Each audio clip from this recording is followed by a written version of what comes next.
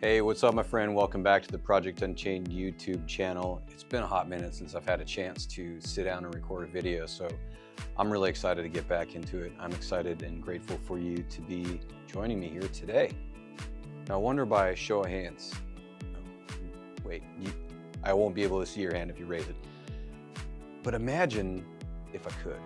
I wonder how many of you would raise your hand to being able to relate to that feeling of that cringy feeling of being told you're selfish, particularly when you hear it with that sharpness, that selfishness of yours is bad and wrong. Now as a result, you're a horrible person. It doesn't feel good. And there's a problem with that. I've been thinking about that since I recorded a podcast recently with my friend Oneid. He's a fellow strength coach. I want to share a little clip with you from that podcast, from that recording. Check this out.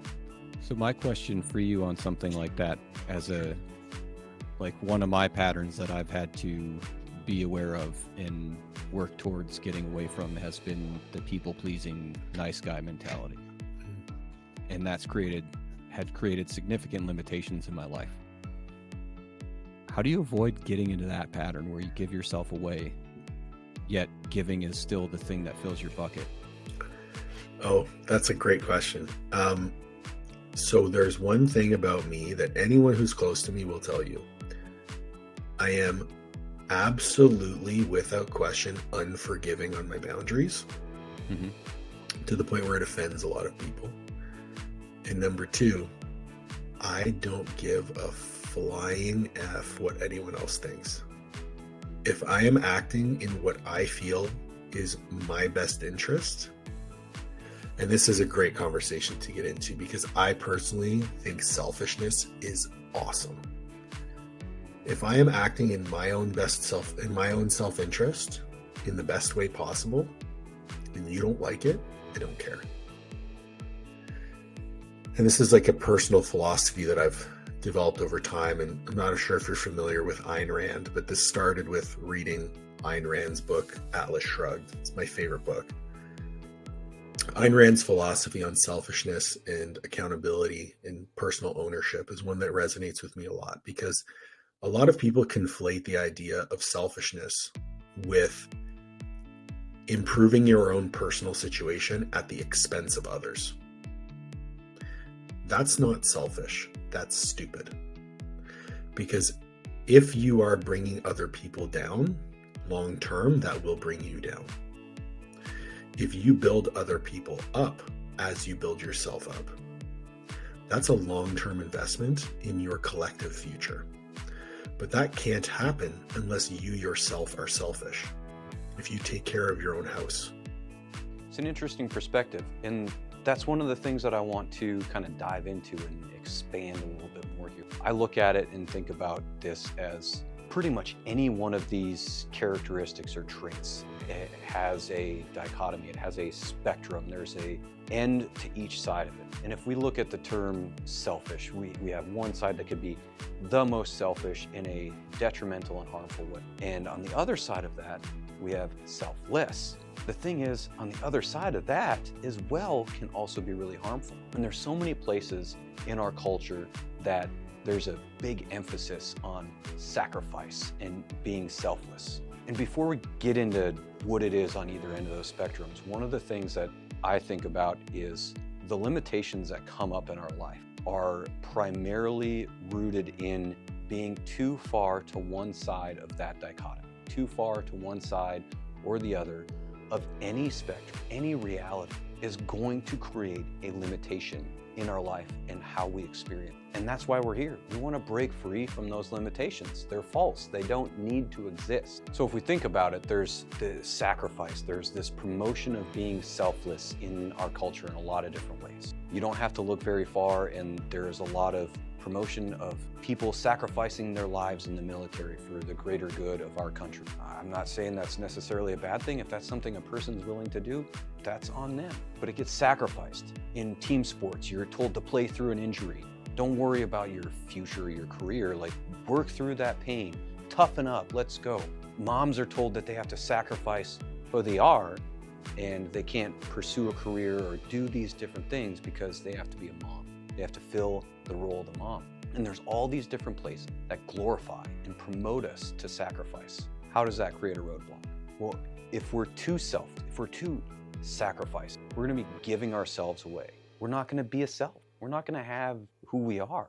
We're defined by how much we give to other people, how much we don't allow to experience our own life and our own being just to give it away to other people. That is going to create and contribute to resentment and other feelings of hardship that we don't have to feel. We don't have to give ourselves away to that extent that we cultivate resentment inside of us and harbor hard feelings and hate towards other people because we've given so much of ourselves to that person and they're not giving it back to us, that fuck them. Well, we can't give ourselves away to that level, and that's going too far on that spectrum.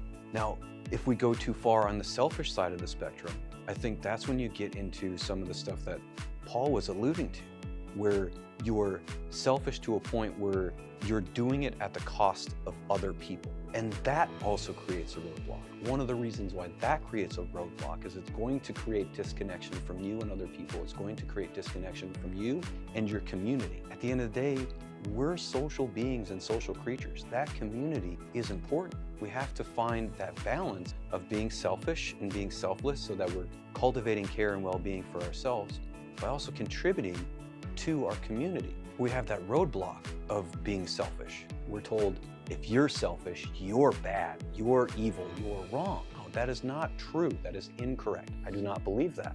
Where we can shape shift this to is having the perspective to understand where that balance is. Taking care of ourselves allows us to show up as our best version of ourselves so that we can contribute to the greater good of people. And that's where we can find a lot of really cool balance in that dichotomy, in that spectrum of being selfish and being selfless all at the same time together. It's not black or white. It's not that if you're selfish, you're bad. What if you're doing that to make sure that you can show up really well for yourself? One of the podcast episodes that I recorded a while back with Beth Syverson, who is a mother who has been helping guide her son through a lot of hardship and a lot of substance abuse. Her son was adopted, and that has created a significant hurdle and hardship for them to get over. And one of the things that she was doing and going through in therapy to be as best of a support system for her son, her therapist reminded her and told her, hey, you gotta make sure to take care of you. You have to be good and right when you come to the table, because you have this person who's dealing with all this hard stuff inside, and they're ungrounded. They don't have their bearings in life. So if you come to that table and you're not grounded, you're going to fuel the chaoticness of the situation rather than fuel the calming and centering and grounding of the situation. So that's another great example where we have to be selfish and make sure that we're good in order to be able to go out and support people that we care about and support our community. And at the end of the day, we have to understand and connect with the truth and reality of it all, is that we can be selfish without it being done at the expense of other people, and we can be selfless without it being done at the expense of ourselves. There is that space does exist, and we can find that balance, but we have to be able to first understand it and acknowledge that it exists from a perspective and ideology standpoint, rather than bastardize the idea of being selfish or selfless. And now it's my hope that talking through that perspective is beneficial for you as you move forward in your journey and you find more ways to take care of yourself and be selfish in the right ways so that you can be selfless in the right ways on the other side of that. Make sure to like the video, subscribe to the channel, and we'll see y'all in the next one. Thanks for joining.